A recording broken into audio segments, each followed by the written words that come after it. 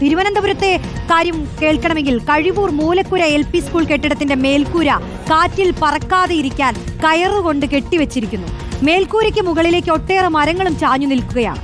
സ്കൂളിന്റെ ശോച്യാവസ്ഥ പരിഹരിക്കാൻ സർക്കാർ ഇടപെടണമെന്നാവശ്യപ്പെട്ട് യൂത്ത് കോൺഗ്രസ് പ്രവർത്തകർ പ്രതിഷേധിച്ചു. ഗോകുൽനാഥ് വിശദീകരിക്കും ആ സ്കൂളിന്റെ അവസ്ഥ.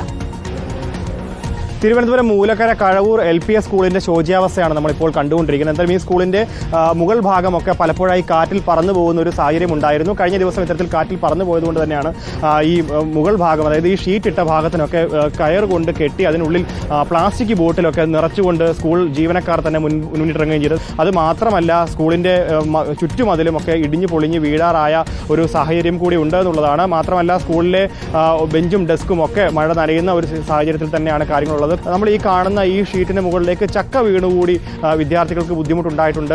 കഴിഞ്ഞ ദിവസങ്ങളിൽ ഇത്തരത്തിൽ ചക്ക വീണ് ഷീറ്റ് തകരുന്ന ഒരു സ്ഥിതിവിശേഷം ഉണ്ടായിരുന്നു. ഈ സമയത്ത് ക്ലാസ് പ്രവർത്തിക്കാത്തതുകൊണ്ട് തന്നെയാണ് കുട്ടികൾ രക്ഷപ്പെട്ടത്. അപ്പോൾ അത്തരത്തിൽ ദുരിതത്തിലൂടെയാണ് കുട്ടികളുടെ അവസ്ഥയും ഒക്കെ മുന്നോട്ട് പോകുന്നതെന്നുള്ളതാണ്. ഈ ദൃശ്യങ്ങളിൽ കാണുന്ന ഈ ഷീറ്റാണ് കഴിഞ്ഞ ദിവസം ചക്ക വീണ് തകർന്ന് താഴേക്ക് വീഴുന്ന ഒരു സ്ഥിതിവിശേഷം ഉണ്ടാകുകയും ഇപ്പോൾ അവിടെ ഒരു വിടവ് കാണാൻ സാധിക്കും. ആ വിടവ് ചക്ക വീണതാണെന്നാണ് പറയുന്നത്. എന്തായാലും ഈ ബെഞ്ചും ഡെസ്കും ഒക്കെ കണ്ടാൽ അറിയാം, തീരെ കുട്ടികൾ പഠിക്കുന്ന, തീരെ ചെറിയ കുട്ടികൾ ഇരിക്കുന്ന ബെഞ്ചും ഡെസ്കും ഒക്കെയാണ്. അതിന് മുകളിലാണ് ഇത്തരത്തിൽ വലിയ വിടവ് വീണ്ടിരിക്കുന്നത്. നമ്മൾ ഈ കാണുന്നത് ഈ കഴുക്കോലാണ്. ഈ കഴുക്കോലൊക്കെ പൂർണ്ണമായിട്ടും തകർന്ന് അല്ലെങ്കിൽ ചെതലരിച്ചിരിക്കുന്ന ഒരു സ്ഥിതിവിശേഷമാണുള്ളത്. യൂത്ത് കോൺഗ്രസ് പ്രവർത്തകർ ഇപ്പോഴും സ്കൂളിന് മുമ്പിൽ പ്രതിഷേധം തുടരുകയാണ്. ഈ പ്രതിഷേധം വരും എന്തായാലും ഇതാണ് പല സ്കൂളുകളിൽ നിന്നുള്ള കാഴ്ചകൾ. അതാണ് നമ്മൾ കണ്ടത്. ഇപ്പോൾ